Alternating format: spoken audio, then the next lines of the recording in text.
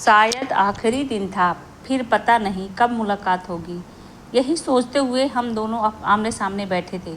आज निश्चय करके आया था कि उससे अपने दिल की बात बोल दूंगा, लेकिन समय बीत रहा था, मैं बोल नहीं पा रहा था। उसकी भी हालत मेरे जैसी ही थी। शायद वो मुझसे कुछ कहना ही चाहती थी, शायद वही जो मैं उससे। स्कूल में बीते पुराने वक्त को याद किया जा रहा था। आंखों से आंखें मिली हुई थी। हमें एक दूसरे की दिल की बातें पता थी, बस जुबानी तौर पर कहना था, जो अब बहुत कठिन प्रतीत हो रहा था। बात करते करते हमारी आंखें भर आई थी। तभी अनाउंस किया गया कि जिसे बस में जाना है, बस में जल्दी से बैठ जाए। ये सुनते ही लगा मेरा दिल बाहर निकल जाएगा। पाँव कांप रहे थे। ऐसा लग रहा था कि दिल की बात दिल में ही रह जाएगी। मैंने उससे कहा, जाने दो ना बस को, मैं तुम्हें बाइक से घर छोड़ दूंगा। तो उसने कहा, मुझे कोई दिक्कत नहीं, कोई और देख लेगा तो क्या सोचेगा। पता नहीं क्यों मैं उसकी बात नहीं काट पाया। बस में बैठने के लिए एक बार फिर अनाउंस किया गया। अब मुझे चलना होगा। ये कहते हुए वो उठ गई और उसकी आंखें नम थी। मैं मन ही मन रो रहा था और सोच रहा था कि काश अभी अपने हाथों से उसके आंसू पोंछ दूं और बाहों में भर लूं। वो जाने लगी। मैं जैसे हरासमेंट का शिकार हो रहा था। धड़कन रुक सी गई थी। वो स्कूल के गेट पर पहुंच चुकी थी। मुझसे अब रहा नहीं जा रहा था। मैंने आवाज़ लगाई, सुमन रुको थोड़ा। ये सुनते ही सुमन ने अपने पाँव वापस खींच लिए। मैं जल्दी से लड़खड़ाते हुए उसके पास गया। अब निश्चय कर लिया था, इस बार बोल के रहूँगा। वो गेट के पास खड़ी थी तो मैं उसके पास पहुँच गया, करीब, बिल्कुल करीब उसके। पूरा शरीर हमारा काँप रहा था। मैंने एक झटके में बोल दिया, मैं तुमसे बहुत प्यार करता हूँ। मेरी नज़रें झुकी हुई थी। उसके जवाब का इंतज़ार था। आखिरकार उसका भी जवाब आया, मैं भी। हम एकदम शांत हो गए। मैंने नज़रों से नज़रें मिलाई और कहा, पूरा बोलो ना। उसने कहा, मैं भी तुमसे बहुत प्यार करती हूँ। ये सुनते ही ऐसा मुझे प्रतीत हुआ मानो मैं हवा में उड़ रहा हूँ। लग रहा था बहुत बड़ा बोझ हट गया मेरे दिल से। जी कर रहा था कस के गले लगा लूं, पर बहुत से लड़के आ जा रहे थे, इसलिए ऐसा ना कर सका। हम दोनों खुश थे। वो बस में बैठने के लिए जाने लगी, आंखों से आंसू पोंछते हुए।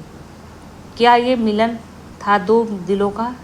कैसा दिलों का हिसाब मिलन, जब एक दूसरे से मिलने की संभावनाएं धुंधली हो, लेकिन हम संतुष्ट थे।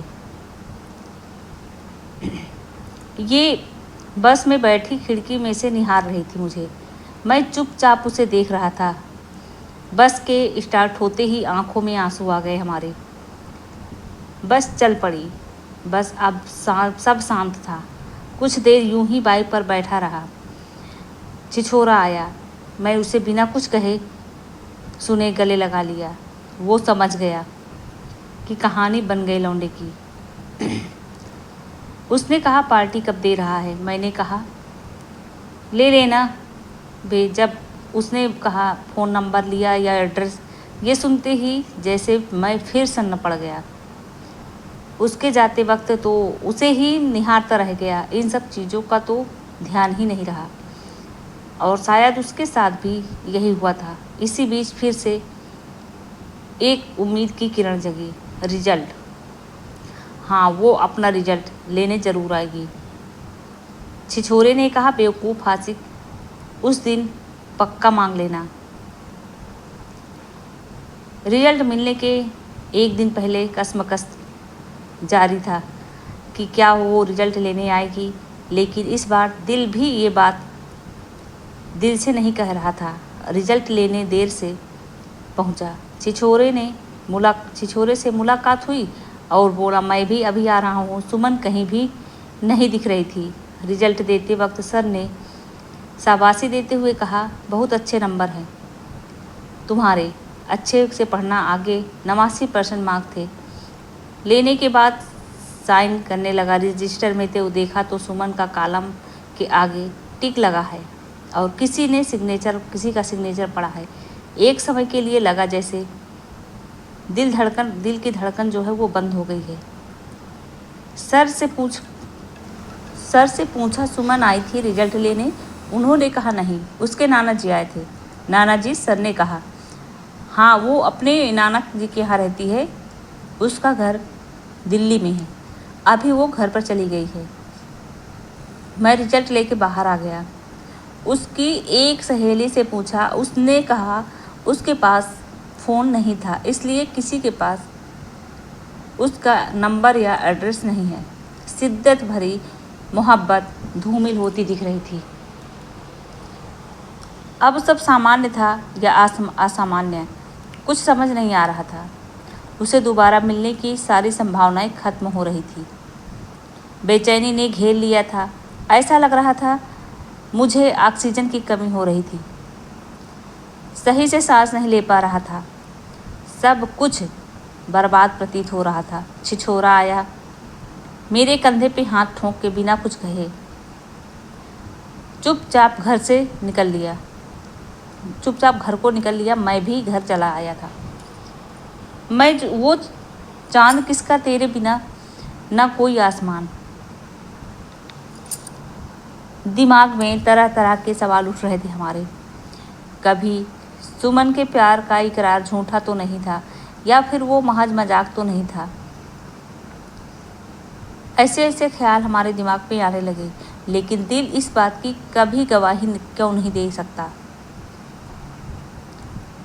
वो खुशी झूठी तो नहीं थी, वो हंसी झूठी तो नहीं थी, वो आंसू झूठे तो नहीं थे। फिर वो प्यार का इकरार कैसे झूठा हो सकता है। आज इस घटना को 3 साल पूरे हो चुके हैं। तब से फिर कभी मुलाकात नहीं हुई। कभी कभी सपनों में दिख जाती है। आज भी कभी फेसबुक पे सुमन नाम के रिक्वेस्ट आ जाते हैं तो दिल झन उठता है। पागलों की तरह उसकी प्रोफाइल चेक करने लगता हूँ, लेकिन ये मेरी सुमन नहीं होती है, शायद किसी और की।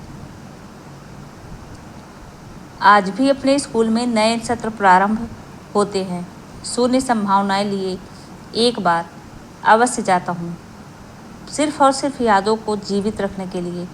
उसी बालकनी में खड़ा होकर कुछ पल इधर उधर देखता हूँ। उसकी निशानी के नाम पर वही पत्रिका में छुपी उसकी एक धुंधली तस्वीर और कविता है। उसकी धुंधली तस्वीर देखकर डर जाता हूँ, कहीं यादों में भी उसकी तस्वीर ऐसे ही धुंधली न पड़ जाए। तो दोस्तों, कहानी कैसी लगी कमेंट करके ज़रूर बताइएगा, और पसंद आए तो थोड़ा लाइक कीजिएगा, शेयर कीजिएगा, और चैनल को सब्सक्राइब करना मत भूलिएगा। और मिलते हैं नेक्स्ट वीडियो में, ऐसे अच्छी कहानियाँ आप सभी को लेकर आते रहेंगे। तो मिलते हैं, अब एंड करते हैं वीडियो को। Bye bye.